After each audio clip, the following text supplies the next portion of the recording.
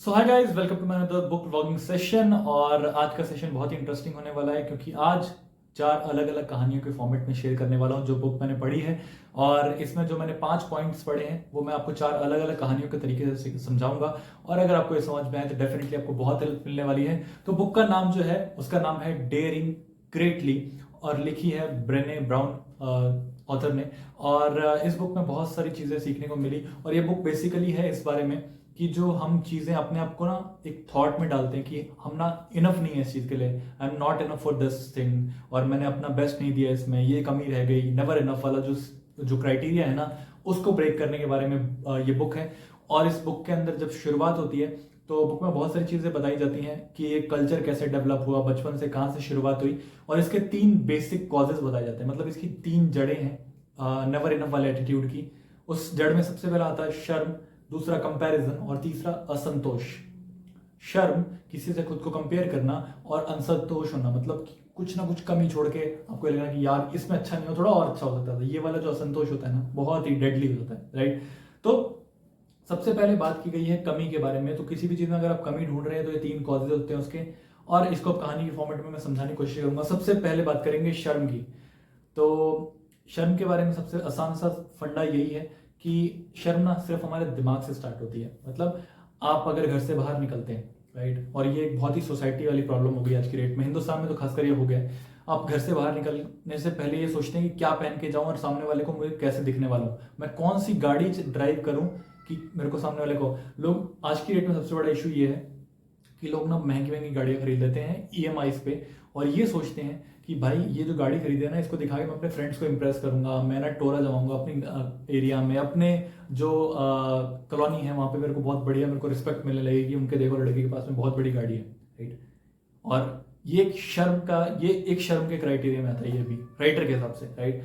और कुछ महंगे कपड़े खरीदना लोगों को सिर्फ दिखाने के लिए, ये भी एक शर्म का क्राइटेरिया है कि लोग मेरे बारे में क्या सोचेंगे। मेट्रो में घूमना और ये बार बार सोचना कि यार वो मेरे बारे में क्या सोच रहा है, वो क्या सोच रहा है, ये सब कुछ शर्म के अंदर आता है इस बुक के अकॉर्डिंग, राइट। आप अपने काम को अच्छी तरीके से नहीं कर पाते सिर्फ ये सोच के कि मेरे को शर्म आ रही है। आप कोई व्लॉगिंग चैनल अगर रन करते हैं आप, तो पब्लिकली व्लॉग करने में सबसे बड़ा इशू ये होता है कि आप ये सोच रहे होते हैं कि वो बंदा मुझे देख के क्या सोच रहा होगा, और आप अपने व्लॉग से सारा ध्यान हटा के बार बार उसको ही देख रहे होते हैं, राइट। ये आपने अक्सर नोटिस किया होगा, ये बहुत सारे लोग साथ में होता है। आप बाइक ड्राइव करते वक्त ये सोच रहे होते हैं अक्सर लड़के कि वो लड़की मेरे बारे में क्या सोच रही होगी। कॉलेज जब अगर आप कॉलेज में आपने नोटिस किया अपने बारे में, वो लड़की मेरे बारे में क्या सोच रही होगी, उसके चक्कर में बाइक की रेस तेज कर देंगे या स्लो कर देंगे, बहुत स्लो कर देंगे, ये भी अक्सर करते हैं, राइट। तो ये भी एक शर्म के क्राइटेरिया में आता है। राइटर यही समझाना चाहते हैं हमें कि आपको ये शर्म जो है ना उसको एक्सेप्ट करना पड़ेगा। एक्सेप्ट इस तरीके से कि इसको ज्यादा बढ़ाए नहीं, राइट। अपने अकॉर्डिंग अपने आप को बार बार ये बोलें कि आई एम द बेस्ट, मैं ये कर सकता हूं। आपको उस शेम से कॉम्बैट करना आना चाहिए, आपको उससे लड़ना आना पड़ेगा। लड़ना इन द सेंस कि ऐसा फिजिकली तो नहीं लड़ सकते क्योंकि हमारे अंदर ही ना सारी चीजें। उसको सबसे पहले समझना पड़ेगा कि ये शेम कहाँ से स्टार्ट हुई, राइट। उसकी जड़ को पकड़ना है कि अगर मतलब अगर हमने कोई महंगी गाड़ी खरीदनी है, क्यों खरीद रहे हैं हम, उसको दिखाने के लिए। भाई उसको दिखा के क्या मिल जाएगा, वो तुम्हारे घर का राशन थोड़ी देने आने वाला है, राइट। अगर आपके पास सच में उसकी हैसियत है आपकी तो आप खरीदो, कोई दिक्कत नहीं है। बट अगर उसकी हैसियत नहीं है तो आप क्यों खरीद रहे हो उसको, बिना बात के अपने ऊपर और बर्डन इकट्ठा कर लोगे, बिना आपकी टेंशन में रहोगे, स्ट्रेस में जीने लगोगे, कोई फायदा नहीं है। ये हो गया शर्म का रूट कॉज। अब इसको कॉम्बैट करने का तरीका क्या है। अब आप बड़ी गाड़ी खरीदने जा रहे थे, हो सकता है आपके पास में उसका बजट आप ईएमआई करा के और लेके आते, तो अब जो ईएमआई का पैसा है उसमें आप छोटी गाड़ी लेके आओ, अपने बजट के अंदर लेके आओ, बढ़िया गाड़ी लेके आओ, राइट। तो ये हो गया एक शर्म को हटाने का क्राइटेरिया, राइट। ये सिंपल सा फंडा है। जो लोग ब्लॉगिंग करते हैं और उनको शर्म आती है लोगों को देख के कि यार ये मेरे बारे में क्या सोच रहा होगा, तो भाई आपको सिंपल सा ये फंडा सोचना है कि इस व्लॉगिंग से आपका घर चलता है, ठीक है। उस बंदे को कोई लेना देना नहीं है आपके घर में राशन आए कि ना आए, ये लॉजिक आ गया और आपने अपनी शर्म को कॉम्बैट कर लिया। यहाँ पे कॉम्बैट का मतलब आपने अपनी शर्म से जीत पा ली, राइट। अगला पॉइंट आता है माइंड द गैप। अब इस पॉइंट के अंदर मैं आपको एक स्टोरी सुनाता हूँ। दो माँ बाप होते हैं, राइट। वो सबसे पहले पिता की बात करेंगे। पिता ऑफिस में जाते हैं, अपना सारा ऑफिस का काम करते हैं, सब कुछ बढ़िया करते हैं और लाइफ में बहुत बढ़िया जा रहे हैं। शाम को आते हैं, अपने बच्चे को राय देते हैं कि बेटा तुम पढ़ाई लिखाई करोगे, सब कुछ बढ़िया चलेगा जिंदगी के अंदर, और उसको बेसिक इन्फॉर्मेशन नहीं देते, राइट। बोलते हैं उसको गाली नहीं देनी चाहिए, राइट। बट वही बच्चा जब अपने फादर के साथ में जाता है और गलती से उनकी गाड़ी के सामने कोई क्रॉस कर जाए और रेड सिग्नल पे क्रॉस कर जाए, तो फादर बहुत सारे उल्टे सीधे शब्दों में उस बंदे को बोलते हैं कि यार ये ऐसे लोग हैं ना, ये बहुत ही देश को खराब करे जा रहे हैं, और लिटरली ऐसे बोलते हैं। फिर बच्चे को क्या लगता है, मेरे फादर मुझे तो बोलते हैं गाली नहीं देनी चाहिए, और आखिर में वो खुद कर रहे हैं वो काम, राइट। अल्कोहल इंटेक करने वाले फादर्स भी यही बोलते हैं कि अपने बच्चे को बेटा जिंदगी में तू शराब मत पियो, मैंने जो पी वो तो कोई दिक्कत नहीं है। और बच्चे को क्या समझ में आता है कि जो खुद पी रहा है वो मुझे ज्ञान दे रहा है। लिटरली ऐसा होता है हिंदुस्तान के अंदर। मदर के केस में क्या होता है, मदर बोलती है कि सबके हाथ में ईमानदारी से रहना चाहिए, कभी कुछ नहीं करना चाहिए। इस बुक के अंदर ये चीज़ लिखी हुई है, वर्ड में ये जो पॉइंट बता रहा हूँ। मदर बोलती है कि सब चीज़ों में ईमानदारी से रहनी चाहिए, हर एक चीज़ का आपको पास में वो होना चाहिए कि आप किसी के साथ में बुरा ना करो।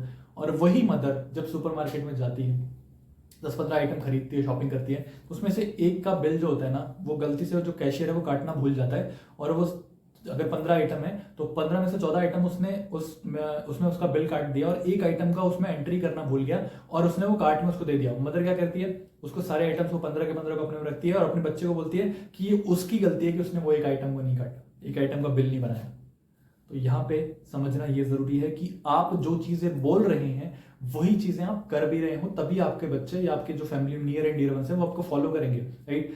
इमोशनल वैल्यू और फिजिकल वैल्यू के बारे में बात करी गई है कि आप जो सोचते हैं वो आता है इमोशनल, आप जो करते हैं वो आता है फिजिकल, और दोनों के बीच में जो गैप है ना वो है आपके एक्शंस, मतलब आप जो करेंगे वो दोनों को कनेक्ट करेंगे।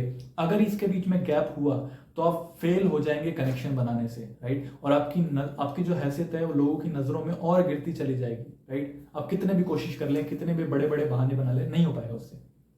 अगला पॉइंट जो आता है डिसरप्टिव एंगेजमेंट। डिसरप्टिव एंगेजमेंट, अगर आपने बचपन में कभी पजल खेला, राइट, उसमें अलग अलग होते हैं ना कार्ड्स होते हैं, उसमें आप ये जोड़ते हैं, आप पूरी पजल को सॉल्व करते हैं और आखिर में वो पिक्चर बन जाती है, राइट।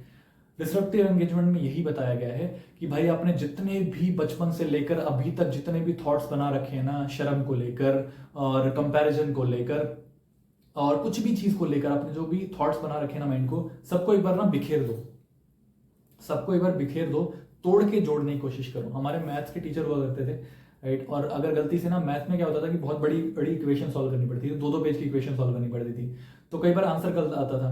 तो वो बोलते थे कि बेटा अगर आपने इसमें गलती कर दी ना, आपका आंसर गलत आ रहा है, तो वापस से चेक मत करो कि कौन सी जगह पे आपकी गलती हुई है।